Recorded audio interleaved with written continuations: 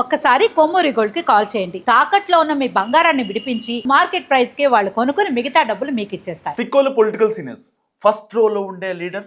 ఆ మాటకు వస్తే రాష్ట్రంలోని పాపులర్ నాయకుల్లో ఒకరు తమ్మినేని సీతారాం. వైసీపీ హయాంలో అసెంబ్లీ స్పీకర్గా ఆయన తీరును తీవ్రంగా తప్పటి అప్పటి ప్రతిపక్షాలు. ఇక పవర్ పోయాక పార్టీ శ్రీకాకుళం లోక్సభ ఇన్ఛార్జ్గా కొనసాగుతున్నారు ఆయన. అయితే ఆ పదవి ఇష్టం లేదని తప్పనిసరి పరిస్థితుల్లో పార్టీ పెద్దల మాట కాదనలేక తీసుకున్నా మనస్ఫూర్తిగా బాధ్యతలు నిర్వహించలేకపోతున్నారన్నది ఇప్పుడు లోకల్ టాక్. సో కొన్ని ప్రత్యేక పరిస్థితుల్లోనే బాధ్యత తీసుకోవాల్సి వచ్చిందని ఇటీవల తరచూ తన సన్నిహితులతో అంటున్నారట సీతారాం. ఆముదాల వలస ఆయన సొంత అసెంబ్లీ కాన్స్టిట్యున్సీ. అక్కడి నుంచే ఎమ్మెల్యే గెలుస్తూ వస్తున్నారు ఎప్పటి నుంచో. ఇక 2024 ఎన్నికల్లో ఓడిపోయాక సెగ్మెంట్ ఇన్ఛార్జ్గా ఆయన్ని తప్పించి చింతాడ రవికుమార్గా అప్పగించింది వైసీపీ అధిష్టానం.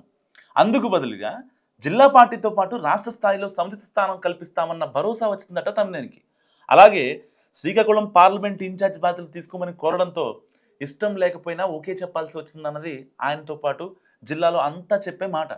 ఆ అసంతృప్తితోనే ఇప్పుడు ఏ విషయంలోనూ పెద్దగా స్పందించడం లేదని, ఆయనలో మునిపటి ఫైర్ కనిపించడం లేదని జిల్లా వైసీపీలో గట్టి చర్చ జరుగుతోంది. వాస్తవానికి వాగ్దాటే తమ్మినేనికి. ఆయనకి ఆ వాగ్దాటి అనేది ప్రధానమైన బలం. శాసనసభాపతిగా రాజ్యాంగబద్ధమైన పదవిలో ఉండి కూడా నాడు పార్టీని గట్టిగా సపోర్ట్ చేశారని అందరూ అంటుంటారు. అలాగే నియోజకవర్గ రాజకీయాలు, కార్యకర్తల అవసరాలు, అప్పటి ప్రభుత్వానికి అండగా ఉండడం లాంటి అంశాలన్నింటిలో తానున్న పదవితో నిమిత్తం లేకుండానే వ్యవహరించేవారు తమ్మినేని సీతారాం.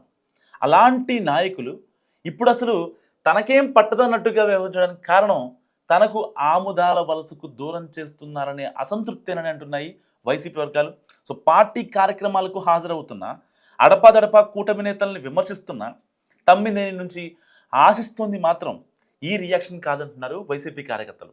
లోక్సభ నియోజకవర్గ ఇన్ఛార్జిగా యాక్టివ్ రోల్ పోషించాలని కోరుకుంటున్నారంతా వాళ్ళంతా. టికెట్లు, సీట్ల పంచాయతీకి ఇంకా చాలా టైం ఉంది కాబట్టి ముందు పార్టీని బలోపేతం చేయడం మీద ఫోకస్ చేయాలని కూడా కోరుతున్నారు ద్వితీయ శ్రేణి నాయకులు. సో ఇచ్చాపురం, టెక్కల్లో హ్యాట్రిక్ విజయాలు సాధించింది టీడీపీ.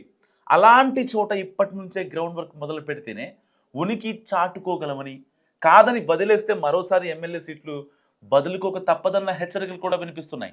అంతర్గత కుమ్ములాటలు, విభేదాలను పరిష్కరించడం కోసం జిల్లా పార్టీ అధ్యక్షుడు కృష్ణదాస్తో కలిసి సమన్వయం చేసుకోవాలని పార్టీ సూచిస్తోంది. అయితే తమ్మినేని సీతారామ ఆలోచన మాత్రం వేరుగా ఉందట. వాళ్ళకేం చెప్పేవాళ్ళు ఎన్నైనా చెబుతారు. ఇప్పుడు లోక్సభ పరిధిలో పట్టు కోసం ప్రయత్నిస్తే సొంత నియోజకవర్గంలోనే సడలిపోతుందనే సన్నిహితులతో అంటున్నట్టు కూడా సమాచారం. సో అలాగే తన కుమారుడు నాని రాజకీయ భవిష్యత్తుని కూడా సెట్ చేయాలంటే ఆముదాల వలసని వదలకూడదన్నది ఆయన ఉద్దేశంగా తెలుస్తుంది. సో ఈ పరిస్థితుల్లో అధిష్టానాన్ని నిర్ణయం కోసం ఆయన ఎదురు చూస్తున్నారు ఈగర్గా. మరి నిజంగా ఆయనకి ఆముదాల వలస ఇస్తారా ఇవ్వరా జగన్? మీరేమనుకుంటారు? మస్ట్ కామెంట్ చేయండి. చూస్తున్నాండి మనం టీవీ.